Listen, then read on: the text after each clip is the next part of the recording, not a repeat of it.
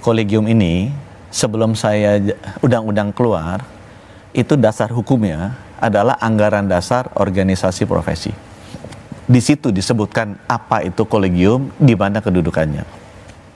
Saya ketemu dengan banyak guru besar. Guru besar yang membuka pikiran saya untuk mengangkat kolegium dasar hukumnya dari anggaran dasar organisasi profesi, loncat tinggi ke undang-undang. Sekarang masuk di undang-undang, adalah seorang profesor dari Surabaya yang sekarang menggugat saya di MK. Jadi saya kadang-kadang bingung, loh gara-gara masukan beliau, saya angkat nih kolegium ini yang tadi yang tidak ada artinya secara hukum menjadi sangat berarti secara hukum di undang-undang. Sudah saya lihat kenapa. Oh rupanya ada perubahan kedua yang saya lakukan yang tidak berkenan ke banyak orang. Yaitu? Which is gak apa-apa. Adalah bahwa kolegium itu independen dari sisi ilmu. Tapi kalau dia akan mengatur siapa boleh melakukan apa, karena itu ada konflik interestnya dengan orang-orang yang duduk di kolegium, itu harusnya dia ada yang jaga. Tidak boleh dia diberikan wewenang seluruhnya. Aku kasih contoh. Banyak orang meninggal karena stroke. Stroke itu kalau pecah, itu di kepalanya ada darah. Kalau darahnya udah di atas 30 cc, itu harus dibuka kepalanya, namanya kraniotomi, evakuasi hematom, dikeluarin, kemudian tekanannya keluar, darahnya disedot. Itu dulu dilakukan oleh spesialis bedah. Sekarang, nggak boleh spesialis bedah dilakukan oleh spesialis bedah syaraf. Akibatnya apa?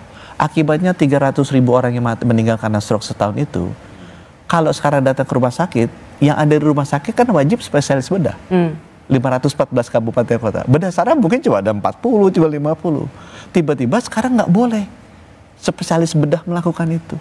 Terus gimana dong meninggal mereka? Alasannya dibilang, ini pasien saya dia lakukan bedah saraf. Oh kenapa bisa? Ini, karena dulu nggak diajarin. Loh kenapa dulu bisa, sekarang nggak bisa?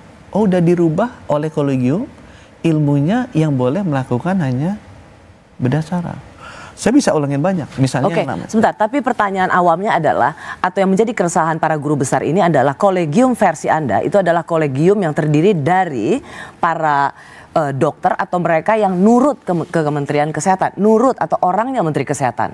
Semua anggota ketua kolegium itu dipilih dulu, anggota kolegium itu ditentukan sendiri oleh segrup elit di kolegium itu. Ya.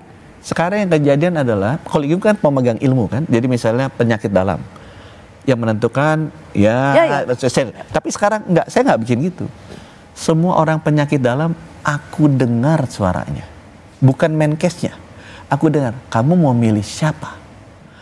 Dari calon-calon yang masuk, saya milih satu dari top 3. Ya jadi benar dong, kolegium yang ingin dibentuk adalah kolegium rasa menkes.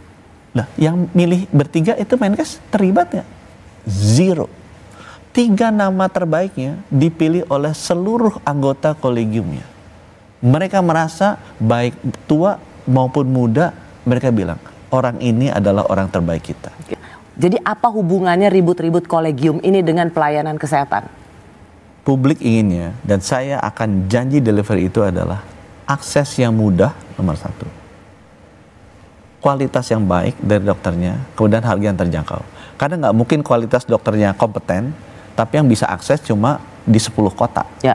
Mati yang lain kan. Jadi saya bilang lebih baik 514 yang sangat kompeten di 10 kota nggak apa-apa. Tapi yang 400 tetap harus ada. Mungkin kompetensinya nggak sekompeten yang 10 kota, tapi harus ada. Nah itu yang sekarang kita atur. Saya melihat sekarang adalah banyak terjadi kompetensi-kompetensi itu ditarik ke atas. Sehingga sedikit sekali orang yang bisa melakukannya. Jadi sengaja dipersempit. Sehingga makin orang-orang yang di 514 kabupaten kota, dokter-dokter spesialisnya tidak bisa melakukan itu. Contoh, contoh kedua, kasih contoh di otak kan. Hemodialisa, cuci darah. 514 kabupaten kota banyak sekali yang meninggal. Sekarang dengan hemodialisa yang boleh tuh hanya spesialis penyakit dalam, subspesialis KGH yang ahli ginjal. Itu cuma ada berapa puluh kabupaten kota. Aku bilang kenapa sih nggak spesialis penyakit dalam diturunkan ilmunya agar 514 kabupaten kota bisa melakukan hemodialisis. Diturunkan ilmunya maksudnya apa ya? Diajarin? Itu yang menentukan siapa boleh melakukan apa, itu kolegium. Karena saya begitu masuk di KKI itu berdebatnya itu rebutan diturunkan terus. Ilmunya atau diturunkan jadi semua orang bisa, semua dokter bisa melakukan itu kan bahaya juga buat pasien. Diturunkan ilmunya. Nah kalau dulu dia bisa lakukan itu, sekarang masalahnya apa? Kalau dokter umum dulu bisa melakukan sesar, dokter umum walaupun motonya begini ya, bukannya begini. Tiba-tiba sekarang nggak boleh lagi dokter umum karena patient safety yang melakukan misalnya hanya spesialis obgyn. Lah kasihan dong. Lah tapi nanti spesialis obgyn kan apa ada 514 kabupaten kota. Kalau dia cuma ada di 200, yang 300 gimana? Kalau menurut saya 300 dokter umumnya diajarin dong boleh.